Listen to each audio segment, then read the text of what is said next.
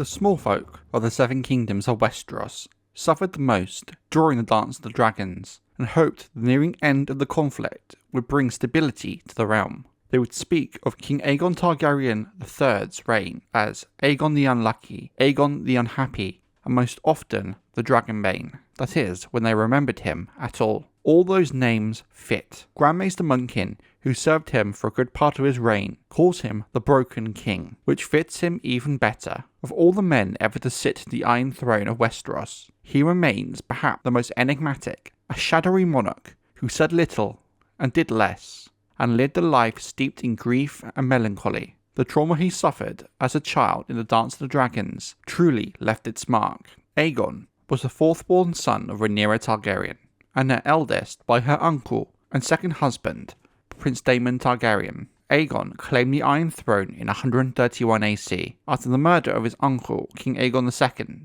and would reign for 26 years until his death of consumption in 157 AC. In that time he would take 2 wives and father 5 children, 2 sons and 3 daughters. Seemed to find little joy in either marriage or fatherhood. In truth, he was a singularly joyless man. He did not hunt or hawk, and rode only for travel, drank no wine, and was so disinterested in food he often had to be reminded to eat. Though he permitted tourneys, he took no part in them, either as a competitor or a spectator. As a man grown, he dressed simply, very much unlike a king, most often in black, and was known to wear a hair shirt under the velvet and satins required of a king. Aegon was born towards the end of 120 AC and was named after the first Targaryen king, Aegon the Conqueror. Queen Alicent Hightower, the second wife of his grandfather, King Viserys I, took offence to Aegon's name, since she herself had given birth to a son named Aegon years before, and felt that Rhaenyra's choice of the name was a slight against her own son, only deepening the rift between the Blacks and the Greens further. Because the 2 princes during the reign of King Viserys Targaryen were named Aegon, history refers to Alicent's son as Aegon the Elder, whereas Rhaenyra's son was called Aegon the Younger, the kings Aegon II and III.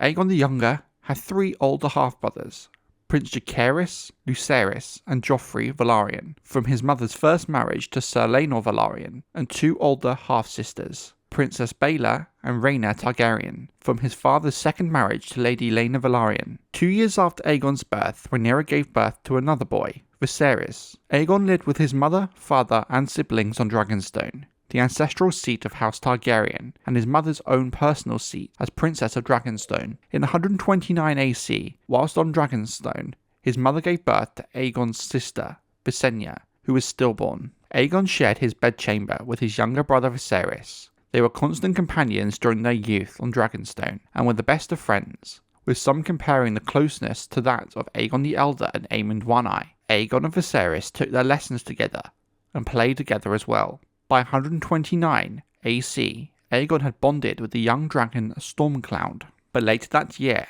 during some of the most pivotal events of the Dance of the Dragons, at the behest of their half-brother Jacaerys, Aegon and his younger brother Viserys were sent to Essos, while their mother Rhaenyra secured the Iron Throne. During the journey, their ship, the Gaeabaddon, was captured by the ships of the Triarchy. Aegon had escaped capture by flying on his dragon Stormcloud, leaving his brother Viserys behind. He had never flown Stormcloud before, and the experience left him shaken. He clung to the dragon's neck during the journey back to Dragonstone, where he informed the garrison of all that had happened. His dragon Stormcloud had been severely wounded during the fight, and died within an hour after arriving on the Targaryen island. Aegon would never ride a dragon again. He would feel much guilt and sadness at his brother's apparent death. After the death of his older half-brothers, and his mother's murder on Dragonstone, Aegon, in the view of the Blacks, was the heir. At the death of King Aegon II, Aegon the Younger seemed the obvious choice as the next king, more so when there was a chance to unite the Blacks and Greens via Aegon and Jaehaera. In 131 AC, as his reign began, he was a boy of 10, tall for his age, it was said, with silver hair so pale that it was almost white, and purple eyes so dark they were almost black. Even as a boy, Aegon smiled seldom and laughed less, says Mushroom, although he could be graceful and courtly at need. There was a darkness within him that never went away.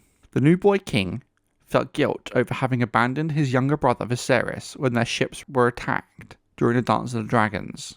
Many suspected at the time this was where his melancholy began, with the further losses he suffered only compounding this. Grand Maester Monk King calls Aegon broken, after having lost his brother in such tragic circumstances, then being made to watch his mother being eaten alive by his uncle's dragon, leaving him, to quote Monkin, dead inside. Aegon showed little interest in women and even less interest in socialising at all. He did not ride unless it was necessary for travel. He did not enjoy reading, dancing or singing, or any other form of hobby. He did not seem interested or find enjoyment in any pastime. Aegon also had no interest in wine or food, so much so that he often had to be reminded to eat, almost to the point he needed to be forced. Similarly, he had little interest in swordplay or the arts of war. The boy king rarely displayed emotion. No one could know what he was thinking, as he rarely shared his thoughts or opinions, although mere mention of the word dragon would send him into a rage, one of the very few bursts of emotion he publicly showed. Nor was he willing to go near one or entertain the idea of being given an egg, or one of the sickly hatchlings in Dragonstone.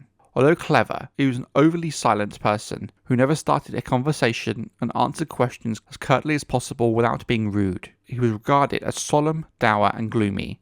That mood reflected in his court. He spoke little and often retreated into silence and solitude and brooding passivity. Aegon had few friends, and during the early years of his reign seldom slept a full night without having terrible nightmares when he did. He rarely left the Red Keep after his coronation, only travelling if he absolutely was required to. Although some joy returned to Aegon as time passed, he would always remain a melancholy man who found pleasure in almost nothing, who disliked being touched, and who would retreat to his chambers for days on end, brooding alone.